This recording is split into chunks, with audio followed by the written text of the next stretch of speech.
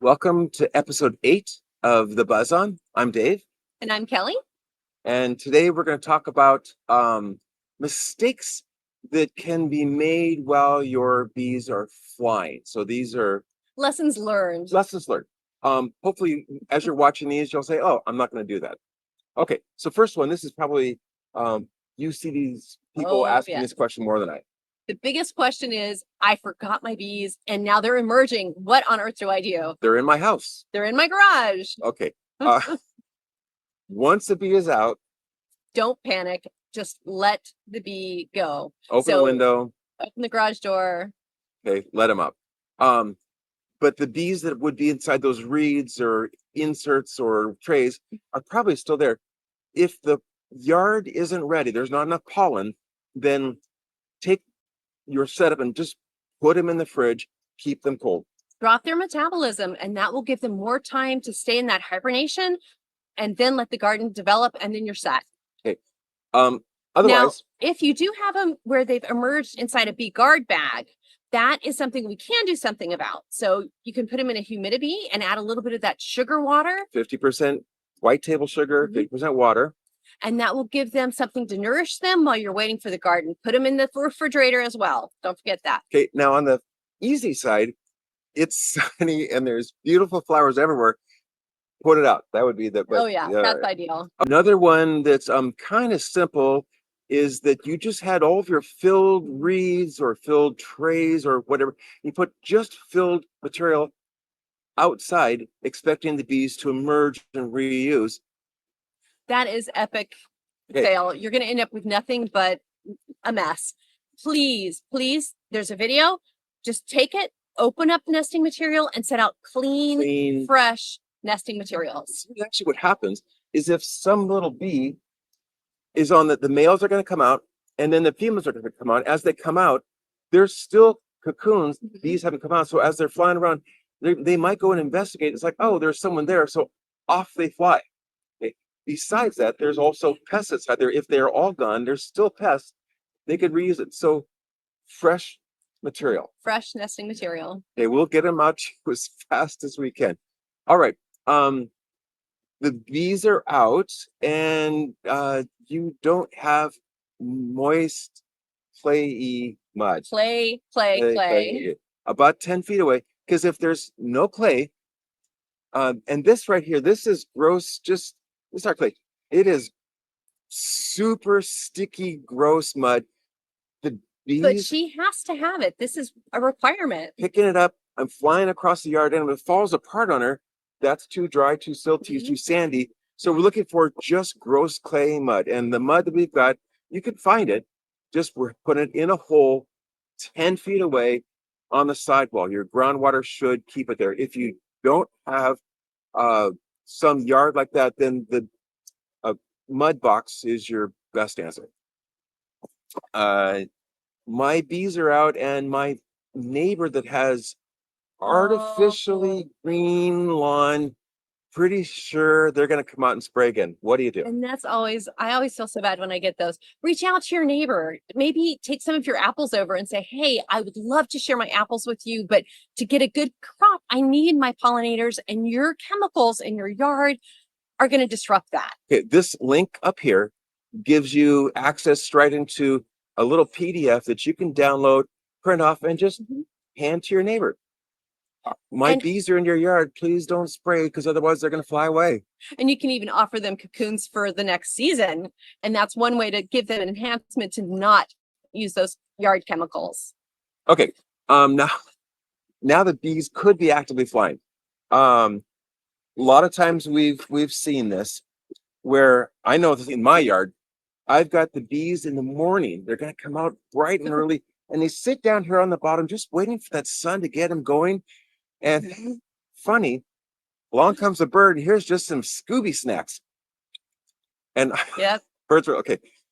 You don't need a bird guard until you need one. And then it's too late. It's too late. So when you're thinking through a bird guard, the whole size, 1/2 inch is too small because we think they hurt wings, and 1 inch is probably too large. Bird head can get through. So 3/4 of an inch is where you should be leaning. Okay. Yep. So the ones we've got just fit right on our house. important. And you're good to go. Okay.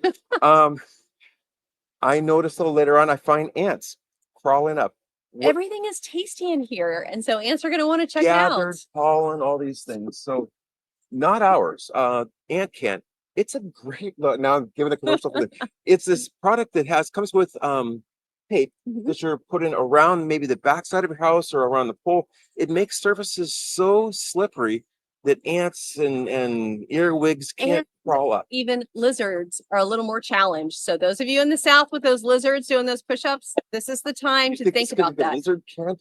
Yes, if you go all the way up, I think so. Sure. Okay. There is a pest that's spreading called the Houdini fly. Mhm. If you see this it's a tiny little net, and it's going to be, I usually find it under the eaves or in between the reeds. yeah, up here. You'll find it, and it's in the mornings, super easy. Just if the cold, smush it with your finger, smush them. Okay. Just be brutal. It's hard, but I'm going to be all for my bees. And the Houdini fly is an invasive species. Let's get rid of it while we can. Okay. In the afternoons around my house here in Washington State, yeah, they're a little harder to catch. So I've used a little handheld vacuum cleaner. I haven't gotten any bees yet. I mean, I've sucked them up like that. I've thought through using a little net that I could catch them. And once you've got them, Mhm. smush them. If you do nothing, what happens? Then you're growing more Houdini. But don't forget, not all places have Houdini, but there are species that will be aggressive with your bees. And if you see them, take action. Don't let them just keep growing. Okay, it's a little later on in the season, and I've noticed I've got inside here in my cocoons that there are some that haven't opened up. That's just natural selection. There's always a few. And they could have a pest in there. Maybe it could be the Or they parasitic didn't wasp. develop. So if you want, we would say throw them away. This is latter May. Yep, this is Latter after May. your bees have been flying For a and you bit. know that they're just not going to be emerging. Or we've got a video on showing you can open, you can rescue, you can Mhm. take a pair of scissors and just cut gently around the cocoon edges. And if the bee is live, let them go. For some reasons, the bees just don't make it or do. I mean, so It's it's sad, your call. but it does happen. So be prepared for that. All right. I have the bees have finished. Okay. Yes, And this is a big one. this is pay attention. Okay. Um, there are bees that sometimes most of the time they Mhm. finish their hole, so you'll have a mudded end. Sometimes they just don't. I don't know whether they died or they left, but they've got a partially filled hole. So I take a cocoon finder and I go inside here and oh look, all of a sudden I know that there's, just Mhm. in a little bit, there's where the bees stopped. And If the key point is to go ahead and take those materials that are filled or partially filled, and you want to store them safely out of your bee house, out of the in a bee heat, garden, right? in a bee guard bag. Because what can happen, and I promise you it happens, summer bugs, whether it's another Mhm. summer bee or summer wasp, will fill in leaf bee, will Yep, fill in that last part, which is great. So now you have a spring something and a summer something.